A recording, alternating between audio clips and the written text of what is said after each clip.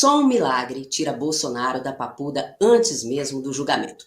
O ministro Alexandre de Moraes deu um prazo de 5 dias para a Procuradoria-Geral da República se manifestar sobre o caso de Jair Bolsonaro e já estaria até planejando enviá-lo para o presídio da papuda. Um ministro próximo teria confessado que realmente só um milagre ou uma crise de saúde tiram Bolsonaro da papuda. O prazo para a manifestação da PGR termina um dia antes do julgamento. É real a possibilidade de Bolsonaro ir para um presídio comum, enquanto Lula teve uma sala VIP na Polícia Federal e Temer ficou na PM. Rodrigo Constantino, começo com você. Ex-presidentes podem cumprir pena em presídios comuns? Rose, nada nesse processo todo envolvendo Jair Bolsonaro é normal, né? Alexandre de Moraes e seus cúmplices querem humilhar o ex-presidente, destruí-lo, se vingar dele de alguma forma, é uma verdadeira obsessão patológica. Estão tentando fazer de tudo para pisar num adversário político que governou 4 anos sem escândalo de corrupção e cuja existência é uma lembrança constante, um fardo para esses todos do sistema, né, de que é possível fazer diferente, que você não precisa ser um cachaceiro ladrão condenado em 3 instâncias por 9 juízes e desembargadores com provas sobradas. Você não precisa de nada disso para governar o Brasil. Você pode fazê-lo de forma diferente, de forma técnica, dividir os ministérios de maneira profissional, sem feudos partidários, aprovar uma reforma da Previdência sem esquemas, né, que economizou R$1 trilhão para o país em 10 anos. Tudo isso o Bolsonaro lembrou ao Brasil que é viável fazer, se você quiser, na área externa, colocar gente do calibre de um Ernesto Araújo, né, alinhado ao que temos de melhor do legado da civilização judaico-cristã ocidental. Olha hoje onde estamos, né? Vamos falar aí, mas o Lula transformou o Brasil em algo pior do que um anão diplomático, rebaixado por Israel, né? Porque flerta abertamente com regimes terroristas. Então, está muito claro que esse processo contra Jair Bolsonaro não tem nada a ver com o campo do direito. Tem a ver com o campo político, na verdade, politicagem, e querem humilhar, querem destruir, querem pisar e prender Jair Bolsonaro para poder colocar essa pecha de presidiário nele, né? Sem crimes cometidos. Isso aqui é o pior. Eu acho que era motivo suficiente para o país parar, né? Não aceitar isso. Em vez disso, a gente vê governadores tentando disputar já o espólio político do presidente, como se ele tivesse morto politicamente, né? Se lançando em candidaturas e muitas vezes incapazes de denunciar esse abuso de maneira veemente. Eu vejo isso com muita tristeza, porque eu acho que antes de começar a falar de eleição de 2026, nós temos que falar do absurdo que é o Jair Bolsonaro não estar elegível e solto para disputar essa eleição. Não é uma eleição democrática e legítima sem Jair Bolsonaro no pleito, e isso tem que ficar muito claro, e acho que o Donald Trump, ninguém mais, ninguém menos que o presidente americano, concorda comigo.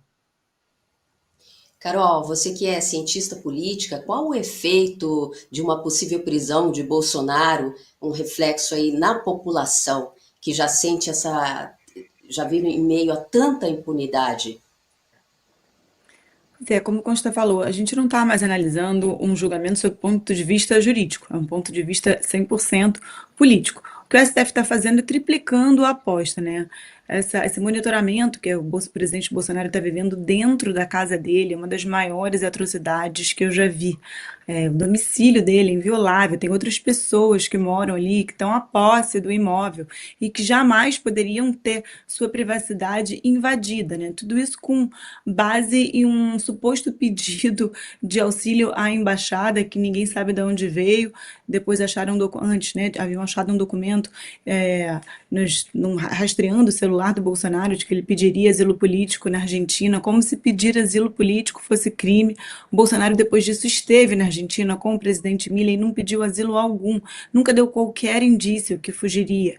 Então, o que o STF está fazendo não é uma análise fria de fatos e provas, devido ao processo legal, tudo aquilo que a gente espera de um processo justo, né? Principalmente diante do mundo, diante de toda a imprensa mundial que está acompanhando. O STF só está mostrando poderio, só quer tentar emplacar essa narrativa de que existe qualquer tipo de soberania, de que as decisões que acontecem aqui são soberanas e que não vai sofrer influência externa dos Estados Unidos.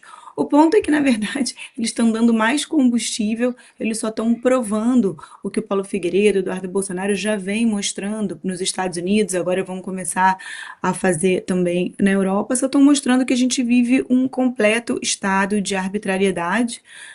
Todos os ministros agora resolveram dar as mãos, falar que aquilo ali é um órgão colegiado, como quem disse, sancionou Moraes, sancione nós também, né? Então, há poucos meses atrás, se alguém falasse isso pra gente, que a gente teria um ministro do Supremo sancionado, a gente diria que é fake news. Então já está, se esse rumor já está vindo, a gente espera ansiosamente que seja verdade, porque se o Senado está omisso, pelo menos que os Estados Unidos, então, coloquem ali a força do porrete aqui no Brasil. Ok, ministro, como os Estados Unidos estão vendo aí essa possível prisão de Bolsonaro chegando agora tão perto? Rose, isso é aquilo que estava já previsto, de certa forma, na primeira carta do presidente Trump ao Lula, né? E aquilo que já estava indicado como a razão principal de todo esse conjunto de ações que o governo americano tem tomado em relação ao Brasil, que é a injustiça cometida contra o ex-presidente Bolsonaro, né? Eu acho que isso já estava, digamos assim, na programação, infelizmente, dos Estados Unidos.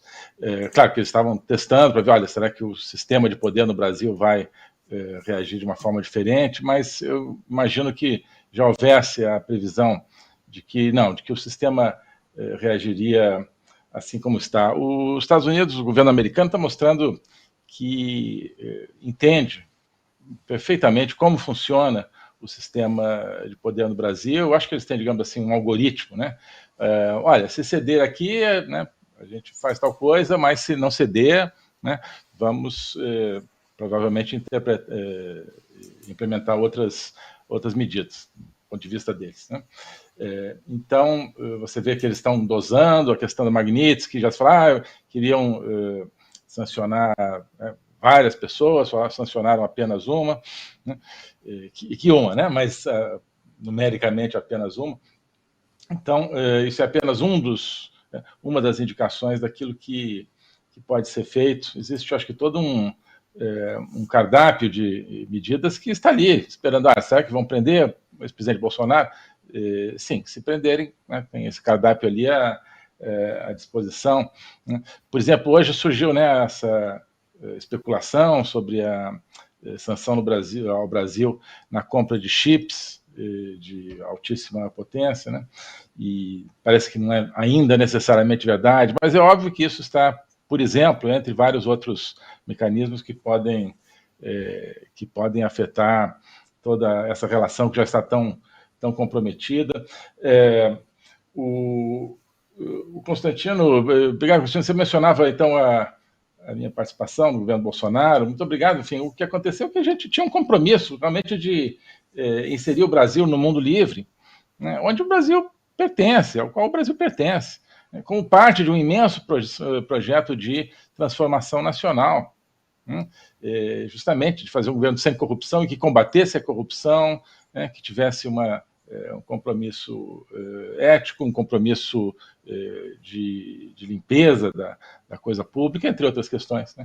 Mas a gente tinha essa noção de que era preciso a correspondência externa disso, né, que é a inserção do Brasil no mundo livre. Então, e você veja hoje que então, nós estamos no mundo inverso de tudo aquilo, né, em todos os sentidos, né? Lula preso, presidente Bolsonaro em vésperas de ser Lula solto, presidente Bolsonaro em vésperas de ser preso, infelizmente, e justamente o Brasil totalmente subserviente, não é nem alinhado, totalmente subserviente ao projeto totalitário terrorista mundial, né? E totalmente em choque contra a principal potência do mundo livre. Então, nós estamos vendo isso, não existe essa separação, digamos, entre a dimensão interna e a externa. O Brasil optou internamente e na sua inserção externa pelo totalitarismo, pela destruição da democracia, pela destruição das liberdades, né, pela violência, pelo desprezo ao ser humano, pelo desprezo à lei e tudo isso, né? E as consequências não são apenas internas, né, são externas, porque o mundo todo está vivendo esse confronto entre um princípio da liberdade e um princípio totalitário. Você precisa assistir o melhor canal de notícias do Brasil. O programa que fala de tudo, que deixa você informado sobre tudo o que acontece no Brasil e no mundo. Ao vivo, todos os dias, no YouTube. Clique aqui e se inscreva.